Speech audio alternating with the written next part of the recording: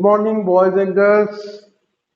Today, this is our first period after lockdown. You know well, and when our classes were in continuous action, we had started the last lesson from that last unit, and the title of the lesson was "Unbeatable Supermom Mary Kom." विद्यार्थी मित्रांनो, आपण जेव्हा class सुरू केले होते, offline class सुरू केले होते, तेव्हा आपण चौथ्या युनिट मधला शेवटचा पार्ट म्हणजे अनबिटेबल सुपर मॉम सुरू केला होता आणि मला असं वाटते त्यातले 2 पॅसेजेस आपले पूर्ण झालेले होते. Again, the lockdown has been started by the government of Maharashtra, and there is no solution instead of starting the offline online classes. So today we are going to start the first period under online classes. I hope you all cooperate me and do all the works at home regularly, studying regularly and responding me. uh, I think there were some grammar sentences which were given as homework from that page number 147. Unbeatable supermom, Mary Kom. While starting the lesson, I had also advised you or taught you about the word which begins with prefix and ends with suffix. पाठ शिकवत असताना तुम्हाला मी एक शब्द शिकवला होता, उपसर्गयुक्त शब्द आणि प्रत्यययुक्त शब्द. त्यामध्ये आपण एक शब्द पाहिला होता, तो म्हणजे unbeatable. Look at the title of the lesson. There is a word unbeatable. हा अनबिटेबल शब्द मी तुम्हाला पाठ शिकवण्याच्या सुरुवातीला सांगितला होता. It is such a word which can be used as word with prefix, at the same time word with suffix. हा शब्द असा आहे मुलांनो की जो आपण प्रत्यययुक्त शब्द म्हणूनही वापरू शकतो आणि उपसर्गयुक्त शब्द म्हणूनही वापरू शकतो. There are two words for prefix and suffix. See here, prefix and suffix. Suffix means in Marathi we say प्रत्यय. मराठीत आपण त्याला, मातृभाषेत आपण त्याला प्रत्यय म्हणतो आणि प्रिफिक्सला आपण मातृभाषेत म्हणतो उपसर्ग. उपसर्ग हा मूळ शब्दाच्या आधी लागतो, तर प्रत्यय हा मूळ शब्दाच्या शेवटी लागतो. मूळ शब्द म्हणजे ज्याला आपण म्हणतो रूट वर्ब और बेस वर्ब. बेस वर्ड और रूट वर्ड है की नाही. बेस वर्ड, बेस वर्ड और रूट वर्ड. आणखी याला दुसरा शब्द आहे root word. Root word. Which is root word here? Here root word is beat. Beat is the root word or base word. And you see, un is a prefix and able is a suffix. This is the difference between prefix and suffix. Prefix is always used before the base word and suffix is used after the base word. Prefix हा मूळ शब्दाच्या आधी, तर suffix हा मूळ शब्दाच्या शेवटी वापरतात. याचं एक उत्तम उदाहरण म्हणजे हा अनबिटेबल शब्द होय. Unbeatable means a person who cannot be beaten by anybody. ज्याला कोणीही हरवू शकत नाही असा व्यक्ती म्हणजे अनबिटेबल. अलग लक्षात. Actually beat is a verb, BEAT. Past tense will be also beat and present participle will be beaten. हरविणे and present participle will be beating. Beat, beat, beaten या दोघांचाही उच्चार मुलांनो बीट असाच होईल. लक्षात ठेवा. पास्ट टेन्स ही बीट आणि मूळ रूप ही beat. Beat, beat, beaten, beating. Beat means हरविणे, पराभूत करणे. to beat, similar phrase or similar word, to defeat, हरविणे, पराभूत करणे. हाँ, unbeatable means who cannot be beaten by anybody else, जो कोणाच्याही हस्ते पराभूत केला जात नाही असा व्यक्ती म्हणजे unbeatable. Here unbeatable mom is there. Mom means mother. You know, mom is a word used for mother. Huh? Super mother. Super, the best mother. Who is best mother? According to the writer, Mary Kom is the best mother. What is another speciality of Mary Kom? In the title, there are two specialities used for Mary Kom. One, unbeatable. Second, super. Super means sarvottam, best, sarvottam, super. And unbeatable, जी पराभूत केली जाऊ शकत नाही अशी. A person who cannot be beaten by anybody else is called as unbeatable. So here unbeatable is a mom, Mary Kom. Title has been cleared or clarified in that period when we had started the lesson on that day. You remember. And today, let us repeat that passages. I want to repeat those passages because you perhaps had forgotten all the ideas regarding the lesson and regarding Mary Kom. So I want to repeat those passages, and then we'll start the remaining part of the lesson on page number 147. While watching the video at home, you must open your course book on page number 147. Then watch the video and observe the lesson. घरी video पाहत असताना तुम्ही पाठही समोर ठेवायचा आणि video सुद्धा पाहायचा, म्हणजे दोन्ही क्रिया एका वेळी झाल्या पाहिजे तुमच्या. Okay, yes. So let start. Unbeatable super mom Mary Kom. There had to be one successful story if Indians were to survive in sports. If Indians want to survive, if Indians want to remain in sports field, they must be successful. They must follow a successful story of Mary Kom. भारतीय खेळाडूंना जर खेळाच्या क्षेत्रात किंवा क्रीडा क्षेत्रात राहायचं असेल तर त्यांनी ही एक स्टोरी, एक कथा, मेरी कोमची कथा नेहमी लक्षात ठेवायला पाहिजे.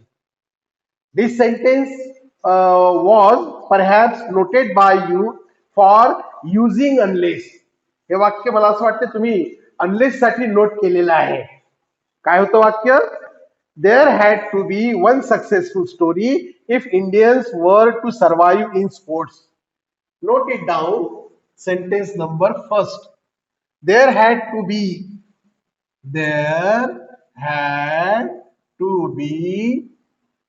one successful story,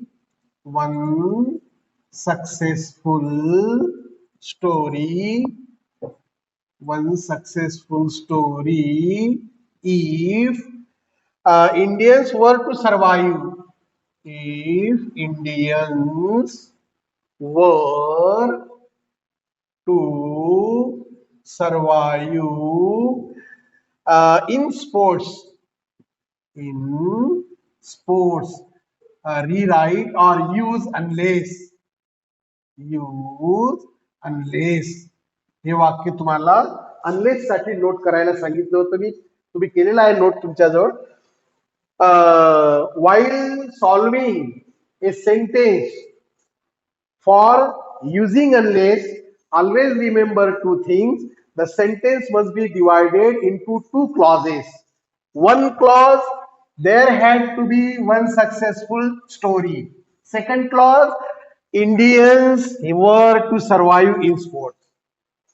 There are two clauses. One clause known as main clause and second clause is known as subordinate clause. या वाक्यामध्ये दोन वाक्य असतात मुलांनो, ज्याला एक आपण मुख्य वाक्य म्हणतो, दुसऱ्याला उपवाक्य म्हणतो. तुम्हाला माहित आहे, ज्या वाक्याची सुरुवात इफ ने होते त्याला आपण कोणता क्लॉज म्हणतो? त्याला म्हणतो आपण subordinate clause. So here which is the subordinate clause? Subordinate clause is if Indians were to survive. This is called a subordinate clause. And the remaining clause, naturally, it is main clause. हा main clause, हा subordinate clause. असे दोन clause असतात. या वाक्यावर दोन प्रकारचे प्रश्न तुम्हाला विचारले जाण्याची शक्यता असते. एक तर आपण घेतलेलंच आहे, यूज अनलेस. दुसरा असेल identify the subordinate clause and name it. असाही एक प्रश्न यावर विचारला जाऊ शकतो. म्हणजे उपवाक्य ओळखा, आयडेंटिफाय द सबऑर्डिनेट क्लॉज, म्हणजे यातला सबऑर्डिनेट क्लॉज ओळखा, अँड नेम इट, आणि त्याचे नाव सांगा. आताच आपण चर्चा केली की इफ ने सुरू होणारा क्लॉज हा सबऑर्डिनेट क्लॉज असतो. मग राहिला त्याचा प्रकार. इफ आहे म्हणजे कंडिशन आहे, म्हणूनच त्याला कंडिशनल क्लॉज असे म्हणतात. कोणता क्लॉज म्हणतात? Conditional clause. असाही एक उत्तर, असाही प्रश्न असेल, पण आपण आता अनलेस साठी त्याला वापरूया. दोन्ही वाक्यांचं जर निरीक्षण केलं तर तुम्हाला लक्षात येईल की दोन्ही वाक्ये किंवा दोन्ही उपवाक्ये ही अफर्मेटिव्ह आहेत, म्हणजे होकारार्थी आहेत. Let us see. There had to be one successful story. Affirmative. Second, Indians were to survive in sport. Both the clauses are affirmative. While using unless in place of if, the clause becomes negative. हेही तुम्हाला माहिती आहे मुलांनो, जेव्हा आपण इफच्या जागी unless वापरतो तेव्हा तो क्लॉज निगेटिव्ह होतो, कारण अनलेस मध्ये निगेटिव्ह अर्थ लपलेला आहे. लक्षात? हा. मग जर आपण अनलेसच्या इफच्या जागी अनलेस वापरला तर तो क्लॉज नकारार्थी होईल, आणि पहिला क्लॉज होकारार्थी, म्हणजे वाक्य इम्बॅलन्स होऊन जाईल. ते आपल्याला समानांतर वाक्य पाहिजे. जसे दोन्ही क्लॉज सुरुवातीला होकारार्थी आहेत, अनलेस वापरल्यानंतर दुसरा क्लॉज नकारार्थी होणार, म्हणून पहिल्या क्लॉज मध्येही नकार आपल्याला टाकावा लागेल. आणि तुम्हाला माहिती आहे, नकार टाकताना हेल्पिंग वर्ब असेल तर नॉट हा नकार टाकतात, मेन वर्ब असेल तर त्याच्या रूपानुसार do not, does not, did not असे नकार वापरले जातात. मग पहा बरं, there had to be one successful story. What type of verb is there? There is a verb had. Had is a main verb actually. Here it is a main verb. हे इथे main verb आहे मुलांनो. There had to be one successful story. बघा तर नकार कोणता वापरणार? मला सांगितलं होतं मी एकदा. had असेल तर नकार असतो did not. त्यानंतर हॅव असेल तर नकार असतो डू नॉट, आणि हॅज असेल तर नकार असतो डज नॉट. असे हे नियम त्याचे आहेत. मग आता हॅड आहे याचा अर्थ मेन पास्ट टेन्स आहे, आणि म्हणून आपण त्याला काय करू? नकार करताना देअर डिड नॉट, आता याला मूळ रूपात आणावं लागेल हॅडला. त्याचं होईल have. There did not have to be one successful story. हा झाला पहिला क्लॉज, ज्याला आपण मेन क्लॉज म्हटलेला आहे. दुसरा क्लॉज इफ काढून टाका, तिथे वापरा unless. Indians were to survive in sports. Underline unless असं होईल त्याचं उत्तर. There did not have to be one successful story unless Indians were to survive in sports. हे वाक्य तुम्ही असंही सोडू शकता. अनलेस ने सुरुवात करा, unless Indians were to survive in sports, इथे कॉमा द्या, आणि मग हा क्लॉज मागे जसच्या तसा लिहून द्या. म्हणजे उत्तर कसं होईल? Unless Indians were to survive in sports, comma there did not have to be one successful story. Understand? Okay. So, at the beginning of the lesson, the writer wants to say that actually it is an advice given by the writer to the students or to the players of Indian sports field. They must follow a successful story of a wrestler named Mary Kom. भारतीय खेळाडूंना जर या क्षेत्रात राहायचं असेल तर एका यशस्वी खेळाडूचे ची एक कथा, यशस्वी कथा त्यांना फॉलो करावी लागेल किंवा त्यांचं अनुकरण करावं लागेल असं त्यांना म्हणायचंय. There had to be one successful story if Indians were to survive in sports, and we have that story now. We have that story now. आपल्याकडे ती कथा आता उपलब्ध आहे, ती ऐका. Enough has been said about this great warrior who conquered the world. Conquer, जिंकणे. Similar word to conquer, to conquer. CONQUER. Similar word, win. Win similar to conquer. Win and similar are win and conquer are synonyms. याला synonym म्हणतात. And opposite of conquer, see here, conquer, opposite, lose. Lose or defeat. Harne or beat. BEAT आता शब्द पाहिला आपण. Conquer, opposite, beat. हरणे, जिंकणे, opposite word. Okay? Yes. So, enough has been said about this great warrior who conquered the world. Great warrior. Who was great warrior according to the writer? Mary Kom is the great warrior because she proved unbeatable forever. नेहमी करिता ती अजिंक्य राहिली आणि म्हणून लेखक तिला काय म्हणतात? Great warrior. Enough has been said about this great warrior who conquered the world. She conquered the world, and therefore the writer says she is a great warrior. Nobody has defeated her. Nobody had beaten her. And so she is a great warrior. This sentence is also important for subordinate clause and state its name. हे वाक्य तुम्हाला प्रश्नासाठी grammar अंतर्गत विचारलं जाईल मुलांनो. काय म्हणते वाक्य?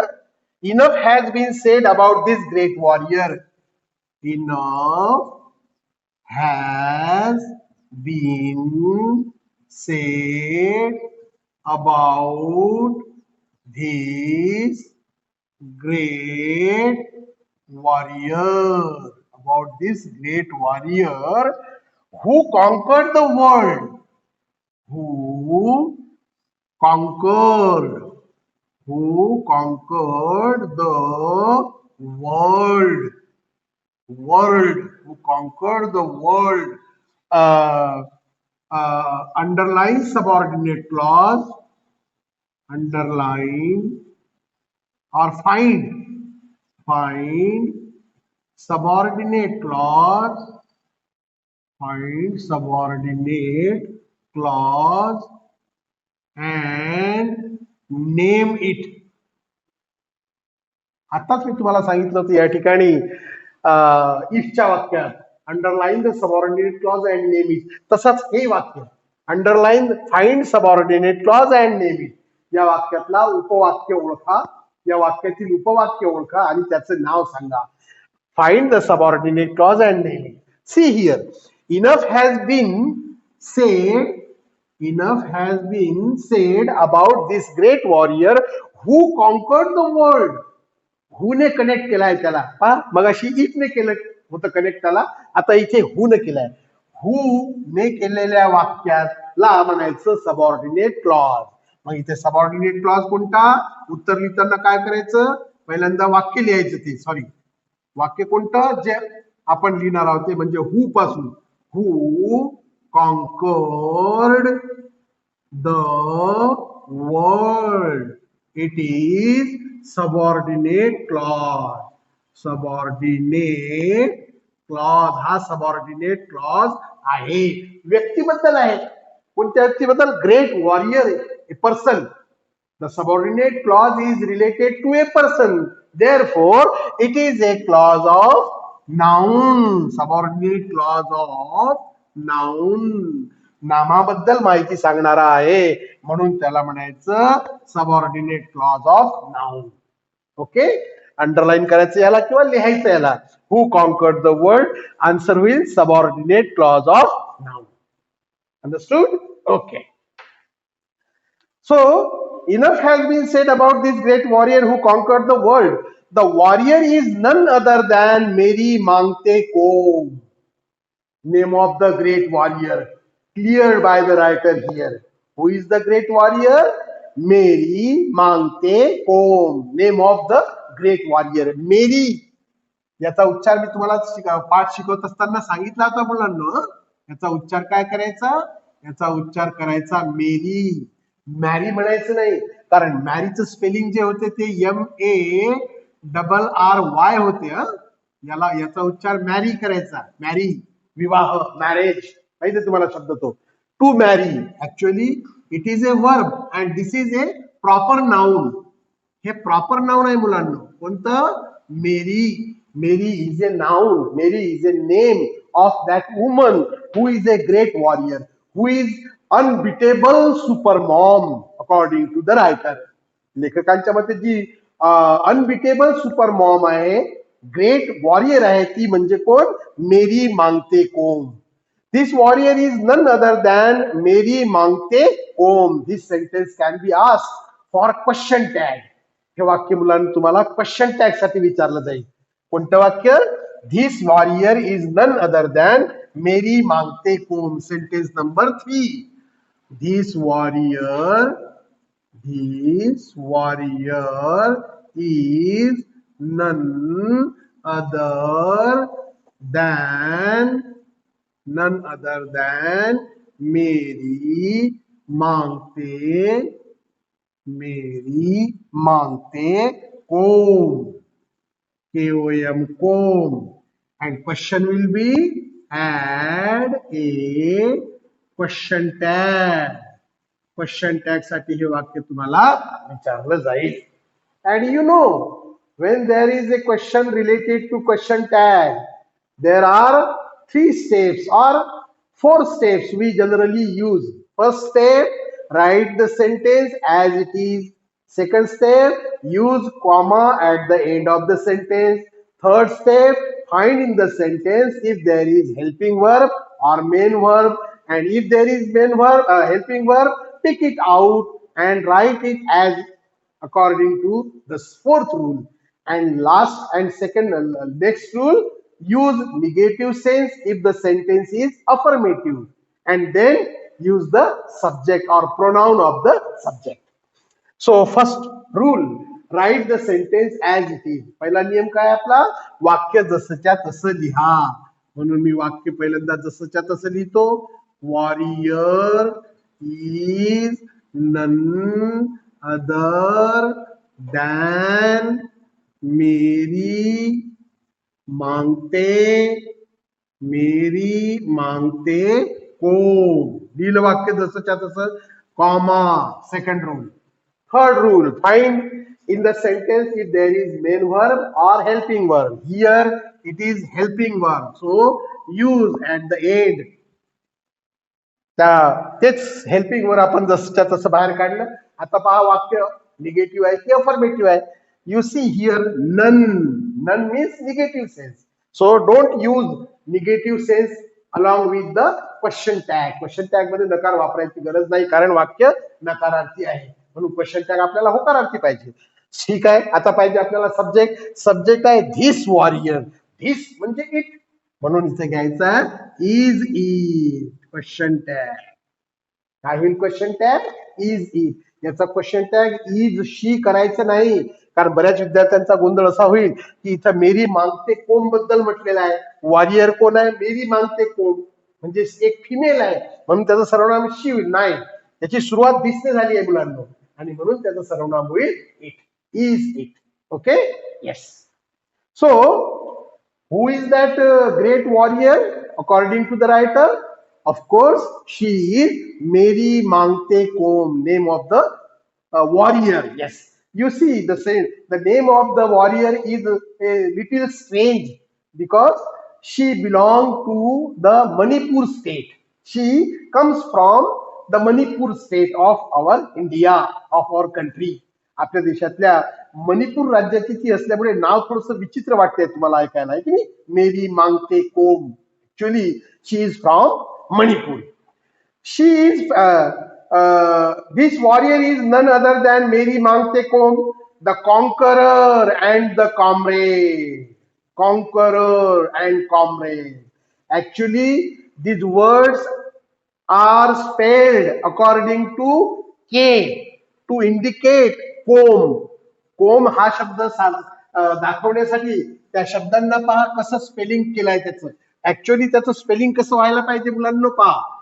कोम कॉम्रेड म्हटलंय ते, कॉम्रेड. कॉन्करर, कॉन्कररचं स्पेलिंग काय केलं त्यांनी? KOMQUEROR, conqueror.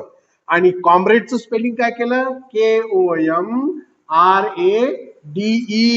ऍक्च्युअली ते कसं व्हायला पाहिजे होतं? कॉन्कररचं स्पेलिंग व्हायला पाहिजे होतं की CUNQUEROR आणि कॉम्रेडचं व्हायला पाहिजे होतं COMRADE. पण हा कोम पहा, KOM मॅच होतो मेरी कोमच्या आडनावाशी, म्हणून तो शब्द मुद्दाम तसा केला गेलाय. ऍक्च्युअली ते शब्द कसे आहे? कॉन्करर, CON, इथे COM, conqueror, comrade.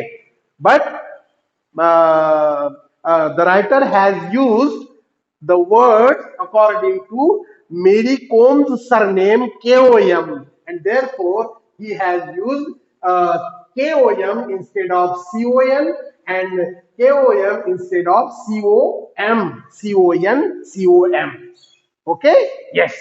The conqueror and the comrade. She is famed as a 5 times world boxing champion. 5 times. She is famed. She is famous as a 5 times world boxing champion. She is a world boxing champion not only a time but 5 times. 5 वेळा ती जागतिक कीर्तीची मुष्टियोद्धा बनलेली आहे. Boxing champion, मुष्टियोद्धा. This sentence is also important for question tag. हेही वाक्य मुलांना तुम्हाला क्वेश्चन टॅग साठी विचारलं जाईल. इथे घेतोय मी ते sentence number 4. The sentence is she is famed as A 5 times world boxing champion. She is famed as A 5 times world, W capital घ्यायचा, world boxing, B capital, boxing champion, C capital, champion. and question will be add a question tag. question tag साठी मी QT वापरतो short. She is famed as a 5 times world boxing champion. You can easily solve this sentence because according to our first rule, write the sentence as it is. पहिल्या नियमानुसार आपण काय करू? वाक्य जसंच्या तसं लिहू. लिहिलं वाक्य जसंच्या तसं. 5 टाइम्स वर्ल्ड बॉक्सिंग चॅम्पियन. लिहिलं वाक्य जसंच्या तसं. Second rule, use comma. दिला कॉमा. आता काय करायचंय पुढे आपल्याला? वाक्यात हेल्पिंग वर्ब आहे की मेन वर्ब आहे पाहायचं आहे. दिसतंय तुम्हाला इथे हेल्पिंग वर्ब इज. काढा त्याला बाहेर. काढलं. वाक्य होकारार्थी की नकारार्थी? होकारार्थी आहे. नकार लावा. इजंट. आता पाहिजे सब्जेक्ट. शी जसाच्या तसाच आहे म्हणून जसाच्या तसा इकडे घेऊन टाकायचा तो question mark. Isn't she. It will be the question tag of that sentence. So she is famous as a world boxing champion. How many times? 5 times. 5 वेळा ती विश्व मुष्टियोद्धा म्हणून नावारूपास आली, प्रसिद्ध झाली. She is famed as a 5-time boxing champion and the only boxer to win a medal in every one of the 6 world champions. She became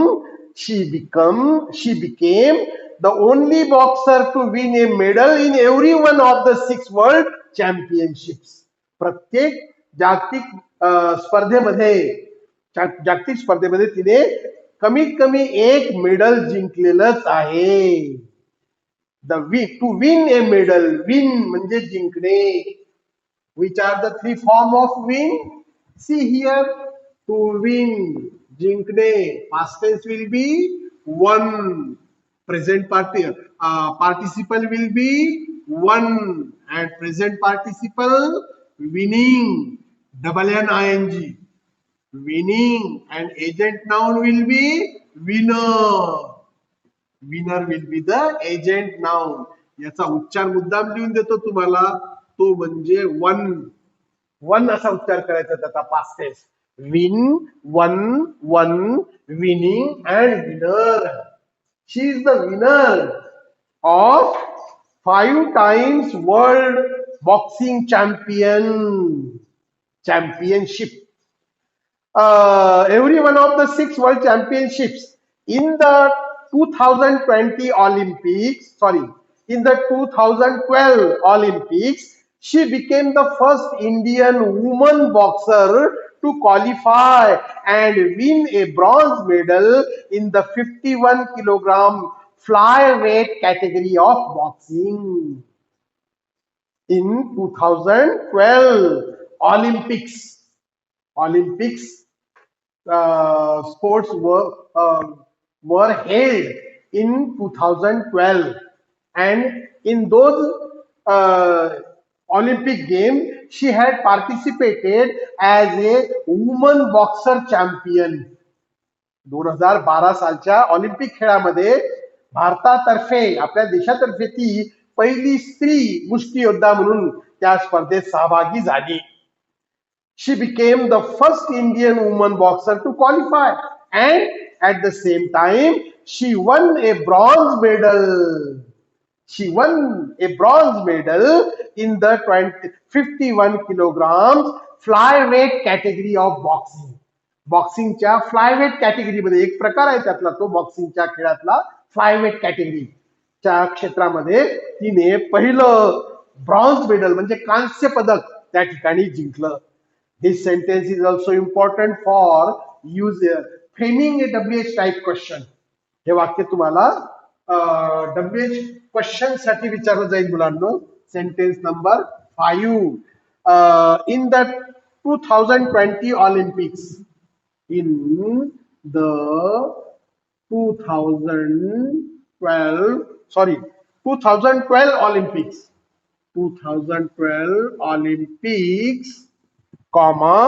she became the first Indian woman boxer. She became the first Indian woman boxer. And question will be underlined part in the 2012 Olympics, and question will be frame a WH type question. Frame a WH type question. WH type question तयार करा. अशा प्रकारचा प्रश्न यावर तुम्हाला विचारला जाईल मुलांना. तुम्हाला माहित आहे अंडरलाईन केलेला भाग जसा असेल त्याच्यानुसार आपल्याला प्रश्न तयार करावा लागतो. प्रश्न निवडताना वाक्याची सुरुवात WH वर्डनेच व्हायला पाहिजे. WH वर्ड कोणते तुम्हाला सांगितलेले आहेत? What, where, how, when, why, who, whose, वगैरे वगैरे. You know well. So here, see, notice at the underlined part of the sentence. What is underlined part of the sentence? In the 2012 Olympics. 2012च्या Olympic खेळामध्ये she became the first Indian woman boxer. ती भारताची पहिली स्त्री मुष्टियोद्धा बनली. ती केव्हा बनली मुष्टियोद्धा असा प्रश्न विचारला. केव्हाला आपण इंग्रजीत काय ट्रान्सलेट करू? व्हेन. आलं लक्षात? म्हणून आपला प्रश्न कसा व्हायला पाहिजे? व्हेनने सुरू होणारा पाहिजे. आणि दुसरी गोष्ट, अंडरलाईन केलेल्या भागातील कोणताही शब्द आपल्या प्रश्नात येता कामा नये, ही सुद्धा आपल्याला काळजी घ्यायची आहे. आलं लक्षात? तर काय करू आपण? व्हेनने सुरुवात करूया. व्हेन हा, प्रश्न तयार करताना आणखी गोष्ट तुम्हाला सांगणं विसरलो. उरलेलं वाक्य पहा. She became the first Indian woman boxer. Became is the verb, हा आहे main verb, and it is in past tense. It is in simple past tense. हे वाक्य आपल्या सिंपल पास्ट टेन्स मध्ये आहे. सिंपल पास्ट टेन्स मध्ये जेव्हा verb असते तेव्हा आपण प्रश्न कोणत्या शब्दाने तयार करतो? डीड ने तयार करतो. म्हणून आपण काय करू? When did. When did. Subject कोणता? शी. मग आता डीड केल्यामुळे बिकम, बिकेमला मूळ रूपात आणायचं म्हणजे बिकम करायचं. त्याचं become, BECOME. When did she become. चला पुढे पुढे. The first Indian woman boxer. Question mark. इथे क्वेश्चन मार्क दिल्याच गेला पाहिजे. When did she become the first Indian woman boxer? Answer will be in 2012 Olympics. 2012च्या Olympic खेळामध्ये असं त्याचं उत्तर होईल. So, in the 2012 Olympics, she became the first Indian woman boxer to qualify and win a bronze medal in the 51 kilogram flyweight category of boxing. She won the first bronze medal in 2012 Olympics and became the first Indian woman boxer in the field of flyweight 51 flyweight category. Second passage. Combe was born in Kangthei village. Kangthei, name of the village where Mary Combe was born. मेरी कोमचा जन्म ज्या गावात झाला त्या गावाचं नाव होतं Kangathei. Yes. Kom was born in Kangathei village, Moirang Lamkhai in Churachandpur district of rural Manipur in eastern India. Eastern India, पूर्व भारतातील पूर्व दिशेत वसलेल्या मणिपूर राज्यामधील चुराचांदपूर नावाच्या जिल्ह्यामध्ये मोइरंग लामखाई तालुक्यामधील कांगथेई नावाच्या गावात तिचा जन्म झाला. This sentence can be asked for frame a WH type question. Which sentence? Kom was born in Kangathei village. कोमचा जन्म कांगथेई विलेज मध्ये झाला किंवा गावात झाला. हे वाक्य तुम्हाला frame a WH type question साठी विचारलं जाऊ शकते मुलांना. Sentence number 6. Combe was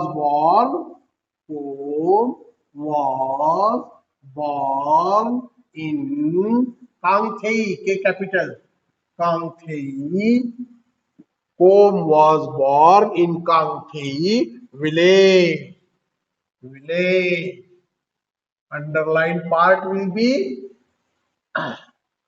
in Kangthei village, and question will be frame a WH type question. Frame a WH type question. WH type question साठी हे वाक्य तुम्हाला विचारलं. Now you know well here in sentence number 5 the underlined part was in the underlined part indicates the period. नाही का? या 5व्या वाक्यामध्ये अंडरलाईन केलेला भाग जो आहे तो एक काळ सुचवतो, आपल्याला वेळ सुचवतो, म्हणून आपण त्याची सुरुवात वेळने केली. इथे पहा बरं काय म्हणते, कांगथेई विलेज ठिकाण सुचवतोय, ठिकाण, place. The underline part of the sentence indicates a place. When there is a place indicated by the underlined part, you must select the verb. You must select the WH word as where. कुठे? कोमचा जन्म कांगथेई गावात झाला. कोमचा जन्म कोठे झाला? कोठेसाठी आपण शब्द वापरतो वेअर. म्हणून याची सुरुवात करायची मग वेअर ने. WHERE where. आता बघा शिपा, इथे main verb past tense, simple past tense होता म्हणून आपण डीड ने प्रश्न केला. इथे हेल्पिंग वर्ब आहे वॉज, म्हणून डू डज डीड न वापरतात तेच हेल्पिंग वर्ब खाली वापरायचं. Where was subject Combe capital, K capital. Where was Combe born? Question mark. Where was Kom born? कोमचा जन्म कोठे झाला होता? Answer will be in Kangathei village. असं त्याचं उत्तर व्हायला पाहिजे. So, in the second passage, the writer has described about the childhood, about her birthplace of Mary Kom. Kom was born in Kangthe village, Moirang, Lamkhai in Churachandpur district of rural Manipur in eastern India. She came from a poor family. Her family was very poor, earning by daily wages. दैनिक मजुरी करून पोट भरणारे त्याचे कुटुंब होतं. गरीब कुटुंबात जन्मलेली होती. She came from a poor family. This sentence can be ask for using simple present tense. हे वाक्य तुम्हाला सिंपल प्रेझेंट टेन्स बनवण्यासाठी विचारलं जाऊ शकते मुलांना. काय म्हणते वाक्य? शी came from a poor family. Sentence number 7. She came from a poor family. Question will be use simple present tense. Use simple present tense. याचा सिंपल प्रेझेंट टेन्स वापरा, अशा प्रकारचा प्रश्न असेल. आता सिंपल प्रेझेंट टेन्स वापरा आहे म्हटलं तरी आपल्याला त्यातलं वर्ब ओळखता आलं पाहिजे. Student must be able to know or to identify the verb in the sentence which is asked for using a particular tense. Here simple present tense. इथं तुम्हाला सिंपल प्रेझेंट टेन्स वापरायला म्हटलेलं आहे, पण विद्यार्थ्याला त्या वाक्यातील वर्ब ओळखता आलं पाहिजे. See here is verb is came, and you know came is the past tense of come. कमचा हा तो past tense आहे, हे तुम्हाला माहिती आहे. आता सिंपल प्रेझेंट टेन्स वापरा म्हणजे वर्बला मूळ रूपात वापरा, एवढं तर लक्षात आलं तुम्हाला प्रेझेंट टेन्स म्हटल्याबरोबर. पण त्यातला कोणता टेन्स? Simple present tense. म्हणजे मेन वर्ब हे मूळ रूपात असायला पाहिजे, बेस वर्ब किंवा रूट वर्ब मध्ये असायला पाहिजे. ओके, बरोबर आहे. पण तेवढंच असून चालणार नाही. आपला नियम आठवतो तुम्हाला? सिंपल प्रेझेंट टेन्सचा नियम सांगितला होता मी तुम्हाला. कोणता होता नियम तो? साध्या वर्तमान काळात करता जेव्हा तृतीय पुरुषी एकवचनी असतो तेव्हा त्याच्या मूळ क्रियापदाला एस किंवा एस प्रत्यय लागतो, असा तो नियम आहे. आणि तो नियम इथं लागू होतो मुलांना, कारण इथे थर्ड पर्सन आहे शी. थर्ड पर्सन सिंग्युलर कोणते आहेत ते? Third person singular she, he, it हे 3 आहेत. त्याच्याऐवजी एखादं प्रॉपर नाउन असू शकते, पण इथं शी हा थर्ड पर्सन सिंग्युलर सब्जेक्ट आहे, म्हणून त्याच्या क्रियापदाला एस लागायला पाहिजे. म्हणजे कसं होईल वाक्य? बघा आपलं उत्तर, शी कम्स. कम्स एस लागलाय. She comes from a poor family. हे झालं त्याचं उत्तर. सांगायचं तात्पर्य म्हणजे हा जो नियम आहे आपला आता सांगितला मी, कोणता? साध्या वर्तमान काळात करता जेव्हा तृतीय पुरुषी एकवचनी असतो तेव्हा त्याच्या मूळ क्रियापदाला एस किंवा एस प्रत्यय लागतो. लागला प्रत्यय, आलं लक्षात? म्हणून ही गोष्ट तुम्ही नेहमी लक्षात ठेवायची. So she was born, she came from a poor family. Her parents मांगते टोनपा कोम and Mangte Akham Kom. Mangte Tonpa Kom, name of father. Mangte Akham Kom, name of mother. Her parents. Yes. So, her parents, Mangte Tonpa Kom and Mangte Akham Kom, were tenant farmers who worked in Zoom field. Zoom, see under glossary, farming or shifting cultivation. Shifting बदलत राहणारी शेती, त्याला म्हणतात zoom शेती. It is A type of farming, zoom field. Her parents were tenant farmer. Tenant काय म्हणू आपण त्याला? भाड्याने शेती घेणे, भाड्याने शेती करणे. म्हणजे 1 वर्षाकरता मक्त्याने आपल्याकडे तो शब्द आहे, मक्त्याने शेती करणे किंवा लागवणीने शेती करणे. हा जो प्रकार आहे त्याला म्हणतात tenant farmer. Tenant farmers. Her parents were tenant farmer. They had their own farm. त्यांच्याकडे स्वतःची शेती नव्हती, ते मक्त्याने शेती करायचे. They her parents were tenant farmers who work in jhum field. This sentence is also important for question tag. हे वाक्य सुद्धा मुलांना तुम्हाला क्वेश्चन टॅग साठी विचारलं जाईल. इथं घेतोय मी ते वाक्य जागा नसल्यामुळे. Sentence number 8. Her parents were tenant farmers. Her parents, her parents were tenant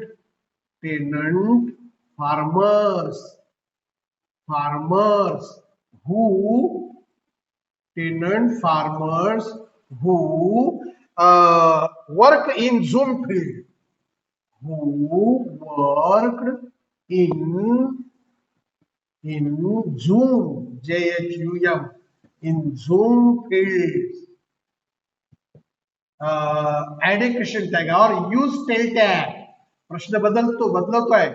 use tail tag. tail tag म्हटलं तरी क्वेश्चन टॅग, आणि क्वेश्चन टॅग किंवा टेल टॅग किंवा टॅग क्वेश्चन असा एक प्रश्न त्याच्यासाठी विचारला जातो. हा, तर आपल्या नियमानुसार आपण काय करू, वाक्य जसंच्या तसं लिहून टाकू. चला घ्या वाक्य जसंच्या तसं करतोय मी.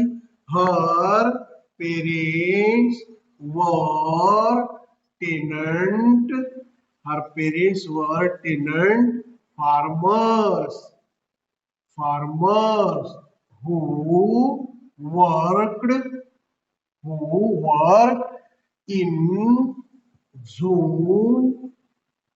Who work in Zoom fields, comma.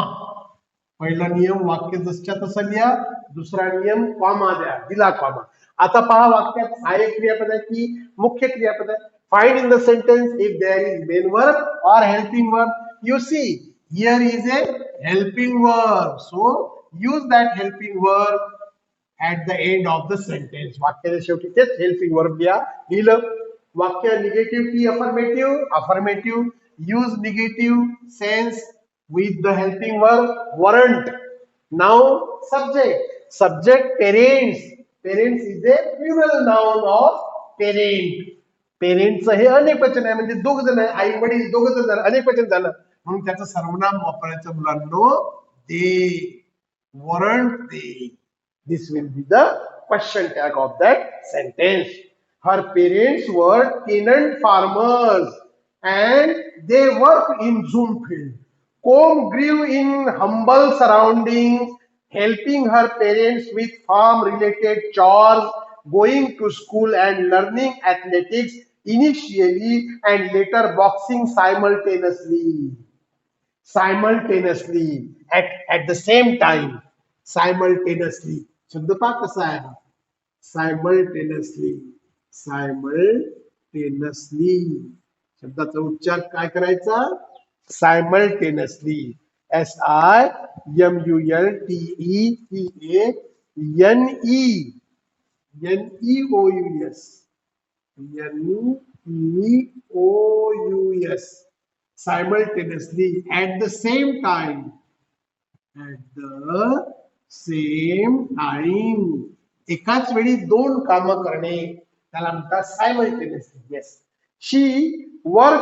She used to help her parents in farm related chores. चॉरचा उच्चार करायचा आहे CHO. मुलांनो हा शब्द काय आहे, चॉर्स आहे. चॉर्स, याला कोर्स नाही वाचायचं, याला वाचायचं आहे चॉर्स.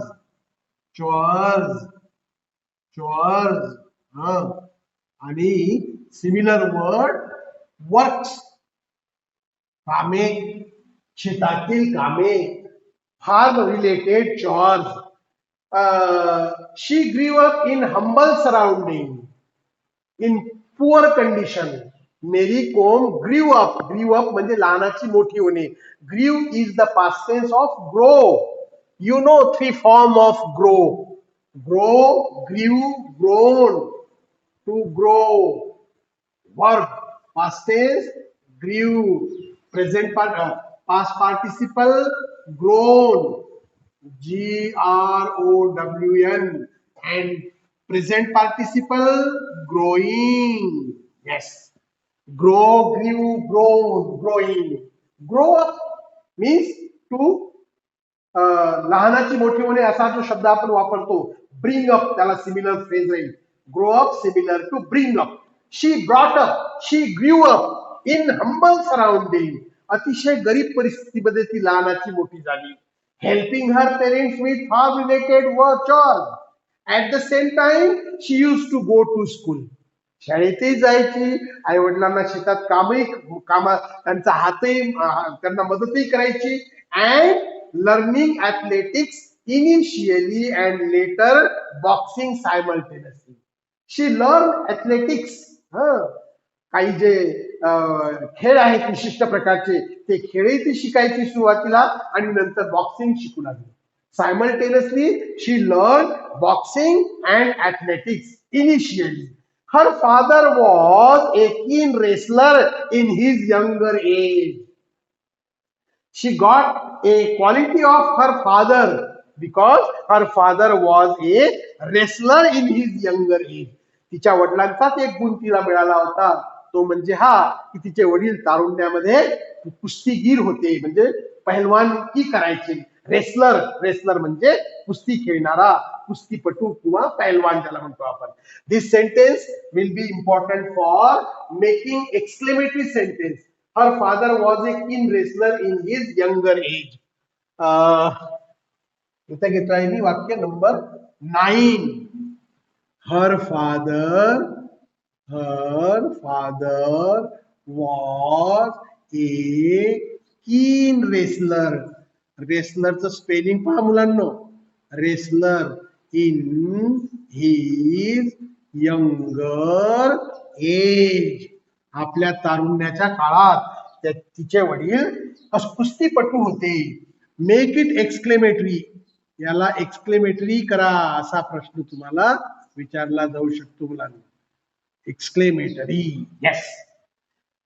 Make exclamatory. Her father was a keen wrestler. किन means strong.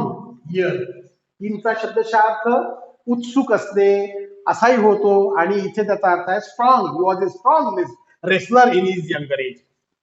So while making exclamatory sentence, what are different rules used by us? आपण कोणते नियम वापरतो एखाद्या वाक्याला एक्सक्लेमेटरी करताना? त्यातील बदलणारा शब्द. कोणता आहे बदलणारा शब्द मुलांनो? तो आहे ए. एचं रूपांतर कशात करतो रे आपण? ते करतो आपण व्हॉट ए मध्ये. What A.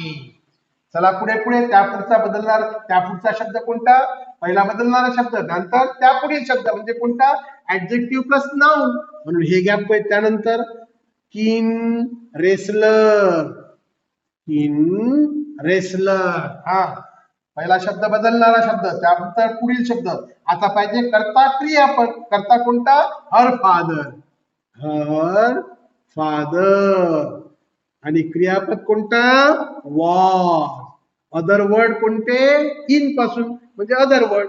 In his younger age. Exclamation mark. शेवटी उद्गार चिन्ह दिलं गेलं पाहिजे. म्हणजे वाक्य कसं झालं? What a keen wrestler her father was in his younger age. This is exclamatory sentence. The same sentence can be also important for question tag. हेच वाक्य मुलांना तुम्हाला क्वेश्चन टॅग साठी विचारलं जाईल. और यूज टॅग क्वेश्चन. प्रश्न बदलून देतो मी आता. टॅग क्वेश्चन म्हणजे एकच वाक्य दोन प्रश्नासाठी. एक मेक एक्सक्लेमेटरी, एक टॅग क्वेश्चन. आता टॅग क्वेश्चन साठी काय करू आपण? पहिल्यांदा वाक्य जसच्या तसं लिहूया इथे. Her father was a keen wrestler. Her father was a keen wrestler in his younger age. Comma दिला. वाक्यात पहा हेल्पिंग वर्ब आहे की मेन वर्ब आहे? हेल्पिंग वर्ब आहे. कोणतं? वॉज. काढा बाहेर त्याला. काढलं वॉज बाहेर. वाक्य होकारार्थी की नकारार्थी? होकारार्थी आहे म्हणून नकार लावा त्याला. कोणता नकार लावू? वॉजंट. आता पाहिजे सब्जेक्ट. सब्जेक्ट कोणता आहे? Her father. फादर हे पुल्लिंग आहे, मेल आहे म्हणून त्याचं सर्वनाम करू आपण इथे he. Question mark. Wasn't he, हा होईल त्याचा क्वेश्चन मार्क. अशा प्रकारे मुलांनो आजच्या पिरियड मध्ये आपण 2 पॅसेजेस पूर्ण केलेले आहेत. याचे वाक्य आणि हे शब्द तुम्ही आपल्या रजिस्टर मध्ये उतरून घ्यायचे. पाठ शिकत असताना किंवा व्हिडिओ पाहत असताना पुस्तकही उघडून ठेवायचं. पण जसं जसं मी शिकवतोय तसं तुम्ही लक्ष ठेवायचं आणि वाक्य आपल्या जवळ उतरून घ्यायचे. Remaining part tomorrow. Until then, goodbye and good luck.